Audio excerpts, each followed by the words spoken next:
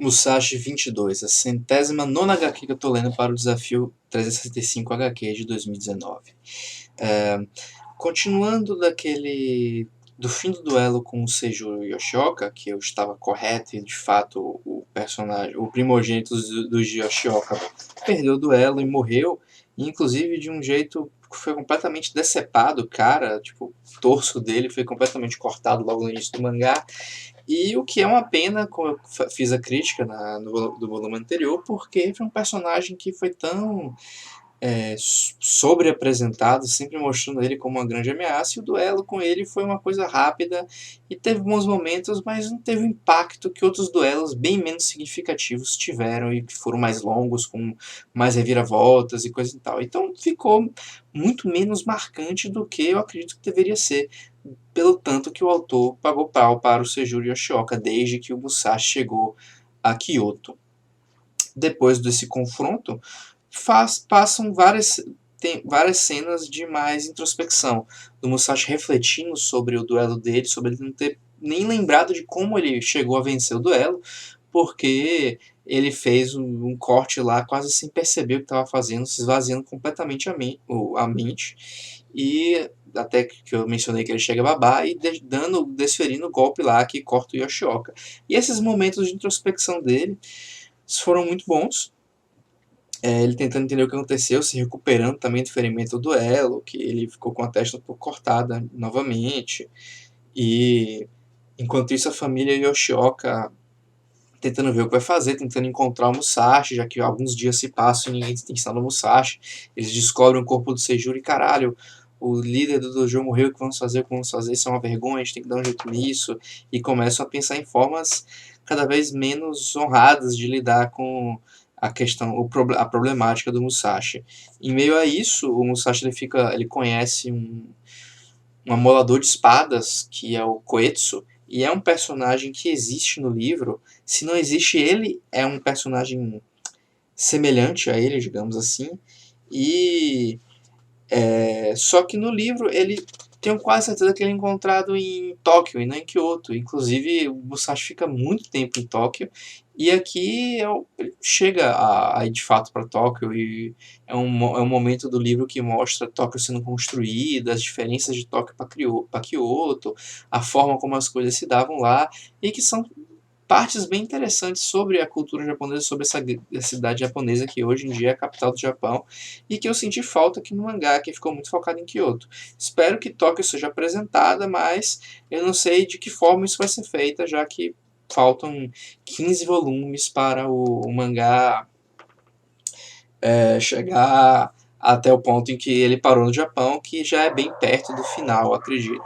E falando em final, o Musashi conhece Saki Kojiro, mesmo que seja de vista, assim, não chega a interagir com ele, porque o Saki Kojiro está hospedado junto também com o Koetsu, e ele já é conhecido, embora não esteja entrando em nenhum duelo, ele só está se mostrando um jovem mulherengo agora que ele chegou numa cidade grande.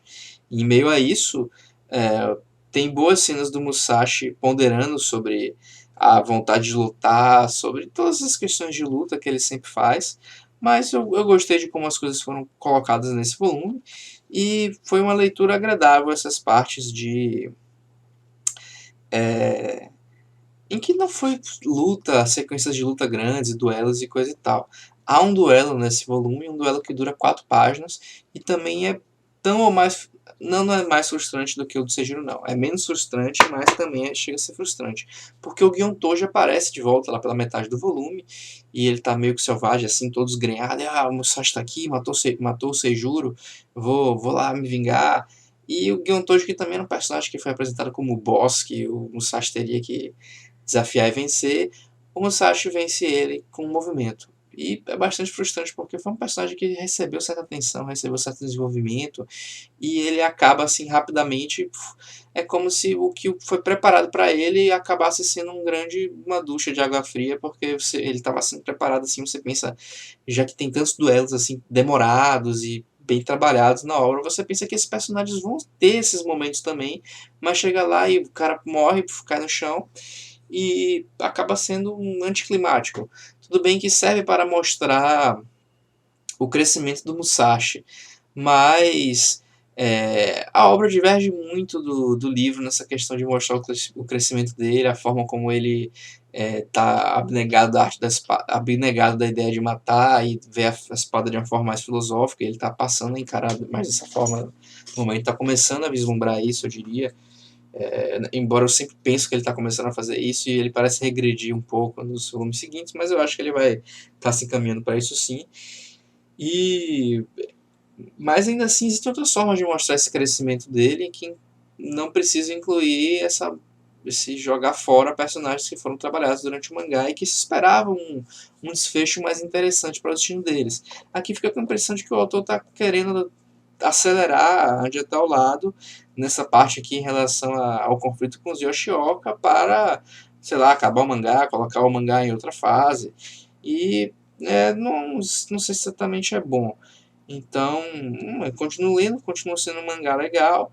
Não estou curtindo tanto a forma como algumas coisas estão sendo tratadas, mas não diria que a qualidade caiu ao nível de ficar ilegível.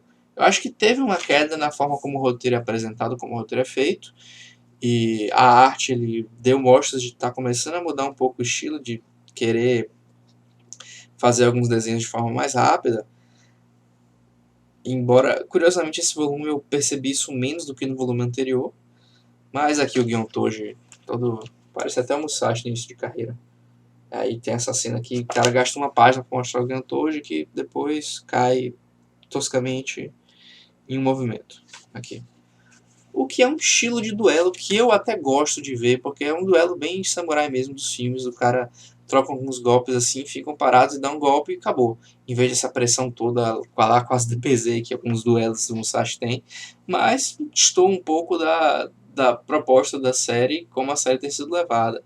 Embora talvez, olhando do ponto de vista macro, isso represente realmente uma mudança na forma como o próprio Musashi percebe essas coisas, mas isso é algo que eu só vou poder avaliar lendo mais para frente o fim dessa saga do Yoshoka todo e o desenvolvimento do Musashi ao fim dela.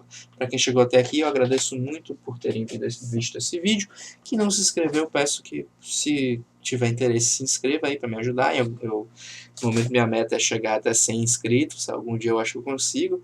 E eu vou ficando por aqui. O próximo vídeo será sobre o primeiro volume de Cinderela, os spin-offs de Fábulas.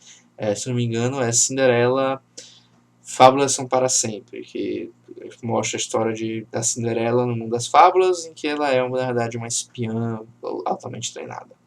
E eu vou terminando o vídeo e até a próxima.